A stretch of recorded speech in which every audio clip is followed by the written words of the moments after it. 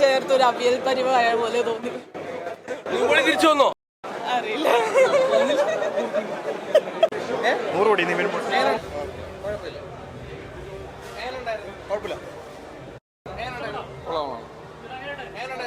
പൊളിപ്പടം ഒന്നും പറയില്ല. നിവിൻപോളി പൊളിച്ച്.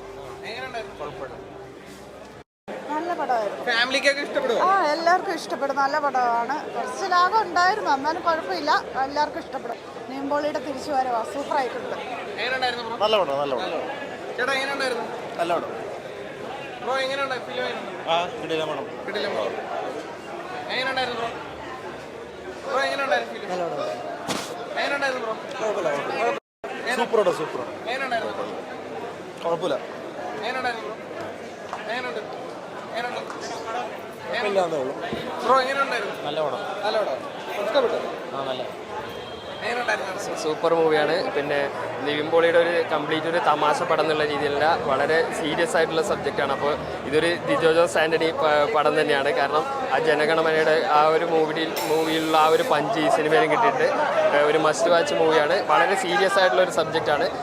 കംപ്ലീറ്റ് കോമഡി ഹ്യൂമർ ഉള്ള ഒരു രീതിയിൽ ഈ മൂവിയെ സമീപിക്കരുത്. സീരിയസ് ആയിട്ടുള്ള കാര്യങ്ങൾ നർമ്മത്തിൽ പൊതിഞ്ഞ് അവതരിപ്പിച്ചിട്ടുള്ള രസകരമായ ഒരു ചിത്രമാണ്. നിവിൻപോളി നന്നായിട്ടുണ്ട്, എല്ലാവരും നന്നായിട്ടുണ്ട്.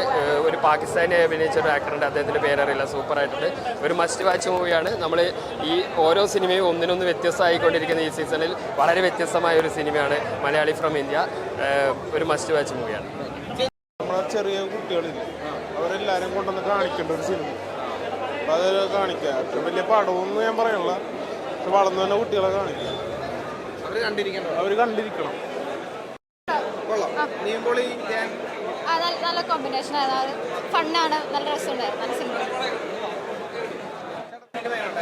സിനിമ കുഴപ്പമില്ല. ഇച്ചിരി ഡ്രാഗിങ് ഫീൽ ചെയ്ത് കുഴപ്പമില്ലായിരുന്നു. ഞാൻ ഉറങ്ങിപ്പോയി ചെറുതായിട്ട്. പെർഫോമൻസ് ഒക്കെ കൊള്ളാം, മോശമല്ല.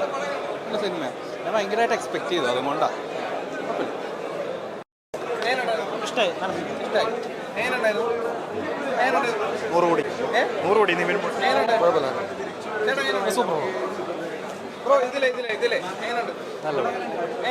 നല്ല പടം.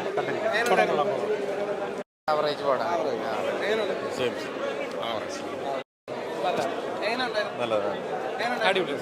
പടം പോലെ ഒരു ബിലോറേജായിട്ട് തോന്നി. തിയേറ്ററിൽ നിന്ന് തല കുമ്പിടാതെ വരാമെന്ന് പറഞ്ഞ ഡയറക്ടർ പറഞ്ഞായിരുന്നല്ലോ. എനിക്ക് അങ്ങനെ പേഴ്സണലി തോന്നിയില്ല. പടം എനിക്ക് കുറച്ച് എവിടെ നിന്ന് തുടങ്ങി എവിടെ പോയി അവസാനിച്ചൊരു പടം പോലെ തോന്നിയത്. ഫസ്റ്റ് ഹാഫ് കുറേ ക്രിഞ്ചും കാര്യങ്ങളും, പിന്നെ വേറെ നാട്ടിലെ കുറേ സ്റ്റോറി കാണിച്ചിട്ട് സെക്കൻഡ് ഹാഫ് പടം ഇങ്ങോട്ടോ പോയി, എന്നിട്ട് എവിടെ പോയി അവസാനിച്ചു. പ്രത്യേകിച്ചൊരു ഫീലിങ്സ് ഒന്നും ഉണ്ടാക്കിയില്ല. ഇപ്പം ഹിന്ദിയിലെ ബജ്രംഗി ഭായ്ജ എന്നൊരു സിനിമയുണ്ട്, അതിൻ്റെ ഒരു ലൈറ്റ് വെർഷൻ പോലെ തോന്നിയത്. പക്ഷെ അതിൽ കിട്ടിയൊരു പകുതി ഫീലിംഗ് പോലും ഇതിനകത്ത് എനിക്ക് പേഴ്സണലി തോന്നിയില്ല. ഫസ്റ്റൊക്കെ എവിടെ നിന്നോ എന്തൊക്കെയോ കാണിച്ചു, നാട്ടിലെ കുറേ രാഷ്ട്രീയമൊക്കെ കാണിച്ചു. പക്ഷെ സെക്കൻഡ് ഹാഫിൽ വന്നപ്പോൾ അതെല്ലാം മറന്ന് വേറെ എന്തൊക്കെയാണ് കാണിച്ചത്. പടം എവിടെ ചെന്ന് അവസാനിച്ചു. പേഴ്സണലി എനിക്കൊരു നല്ലൊരു ഫീലിംഗ് തോന്നിയില്ല. ഒരു ആവറേജ് എന്ന് പോലും പറയാൻ പറ്റുന്നില്ല ആ ഒരു ഇത്.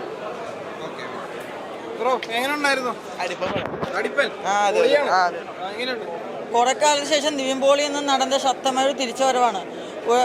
രണ്ട് രാജ്യം തമ്മിലുള്ള സ്നേഹം ഈ സിനിമയിൽ നല്ല രീതിയിൽ അവതരിപ്പിക്കാൻ ഡയറക്ടറിനെ കൊണ്ട് സാധിച്ചിട്ടുണ്ട്. നല്ലൊരു സോഷ്യൽ മെസ്സേജാണ് ഇത്. തിയേറ്റർ എക്സ്പീരിയൻസ് ആണ്, പൊളിയാണ്. ഒറ്റ വാക്കി പറഞ്ഞാൽ this is A real come back of Nivin Pauly. First half എന്താ പറയുക, ആദ്യം പറഞ്ഞത് ഡിജോ ആൻഡ് ഷാരിസ് വരുവാണെങ്കിൽ അതൊരു ബ്രാൻഡ് എന്ന രീതിയിൽ അതൊരു എസ്റ്റാബ്ലിഷ്ഡ് ആയിട്ടുണ്ട്. ആൻഡ് കണ്ണും കൂടിയും കൂടി എടുക്കാം. ഫസ്റ്റ് ഹാഫ് എനിക്ക് കൂടുതലും കുറച്ച് തമാശ, കൂടുതൽ ഇന്ത്യൻ പൊളിറ്റിക്സിനെ മോക്കിയുന്ന രീതിയിൽ. ഷാരിസിൻ്റെ റൈറ്റിംഗ് പിന്നെ അറിയാമല്ലോ. പക്ഷേ സെക്കൻഡ് ഹാഫ് സ്ഥിരം ഡിജോ ഫോമുല പോലെയല്ല. സെക്കൻഡ് ഹാഫിൽ ഒരു ഇമോഷണൽ ട്രാക്കാണ് പിടിച്ചിരിക്കുന്നത്. അതായത് കൂടുതൽ എന്താ പറയുക, ഒരു രണ്ടാൾക്കാർ തമ്മിൽ, ഒരു പാകിസ്ഥാനിയും ഒരു ഇന്ത്യയും തമ്മിലൊരു എന്താ പറയുക റിലേഷൻ, അത് നല്ല രീതിയിൽ തന്നെയുണ്ട്. ക്ലൈമാക്സ് ഒക്കെ ആകുമ്പോൾ നല്ലൊരു ഫീൽ കിട്ടുന്നുണ്ട്. സ്ഥിരം ഡിജോ ഫോമിലല്ല, it's different but it's good. And ഇതിൻ്റെ ഒരു നല്ല കമ്പനി. മലയാളി ഫ്രം ഇന്ത്യ പടം ഒരു ഗംഭീര പടമായിട്ട് എനിക്ക് ഫീൽ ചെയ്തത്. കാരണം പെർഫോമൻസ് വൈസ് ആയാലും ഡയറക്ഷൻ ആയാലും എന്തായാലും നല്ലോണം. പിന്നെ ഇതിൻ്റെ ഫസ്റ്റ് ഹാഫ് എന്ന് പറഞ്ഞാൽ ഒരു ഗ്രാമീണ നാട്ടുമ്പുറത്ത് ജോലിയില്ലായ്മയായിട്ടുള്ള ആളുകൾ രണ്ടുപേര്, അത് പാർട്ടിക്കാരനോ അങ്ങനത്തെ രീതിയിലാണ് വന്നേക്കണത്. അതൊക്കെ രസമില്ല. അതായത് എല്ലാ തരം പാർട്ടീനെയും ഇതിൽ ചെറുതായിട്ട് കൊണ്ടുവന്നിട്ടുണ്ട്. ഇപ്പം അത് വേറെ വേറെ പേരുകളിലായിട്ട് വന്നേക്കണേ.